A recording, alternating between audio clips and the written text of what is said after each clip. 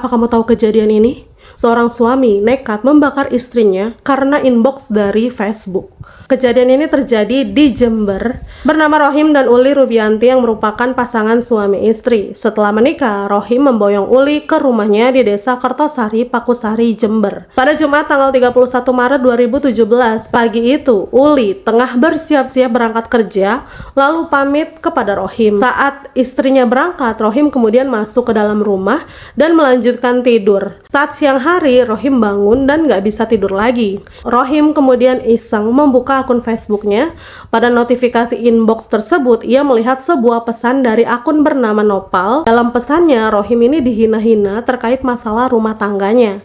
Rohim yang dihina orang lain terkait masalah rumah tangganya lantas naik pitam kepada istrinya. Ia marah karena masalah rumah tangganya diumbar kepada orang lain. Tak lama, Rohim lantas meminjam motor Yamaha Mio 123 milik Imam, yaitu tetangganya. Rohim tancap gas menuju tempat kerja istrinya. Ia langsung menanyakan kepada Uli alasan mengumbar masalah rumah tangga mereka. Adu mulut itu tak terhindarkan antara Rohim dan juga Uli di depan toko tempat di mana Uli bekerja. Karena emosi, Rohim lalu menarik Uli, memaksanya untuk pulang. Namun ajakan itu dibalas dengan teriakan hingga mengundang rekan-rekannya Uli yang kemudian keluar menolongnya. Teriakan ini rupanya membuat Rohim menyingkir. Karena hal inilah emosi Rohim semakin menjadi-jadi. Kemudian Rohim mencari penjual Pertalite eceran di sekitar lokasi toko tempat kerja Uli. Namun saat itu ia tak membawa uang. Ia lalu menjaminkan handphone Asus miliknya ke penjual dengan 2 botol Pertalite. Pertalite tersebut lalu dituangkan ke tangki motor, sedangkan sisanya ia tampung dalam botol plastik minuman bersoda.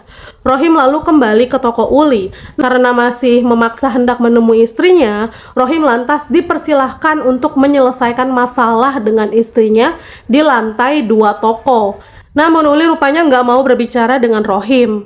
Rohim lantas menerobos dan mendekap leher Uli dengan tangan kiri, sementara tangan kanannya memegang botol plastik yang berisi Pertalite. Mengetahui hal ini, rekan-rekan Uli hendak menolong, tapi Rohim lantas menuangkan Pertalite ke kepalanya Uli.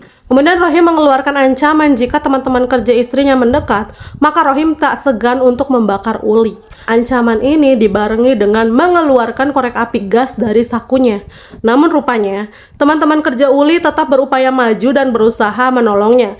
Saat itulah, Rohim lantas menyulutkan api dan langsung membakar rambut Uli, yang kemudian menjalar ke seluruh tubuh Uli.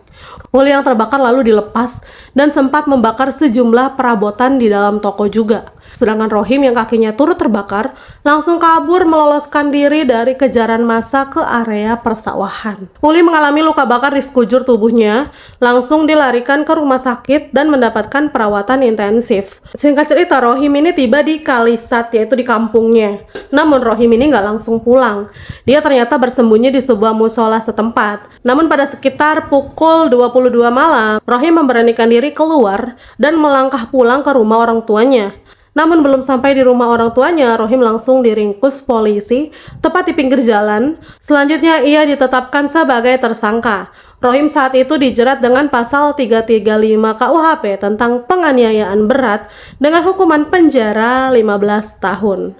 Dari kisah ini, apa pelajaran yang bisa kita ambil?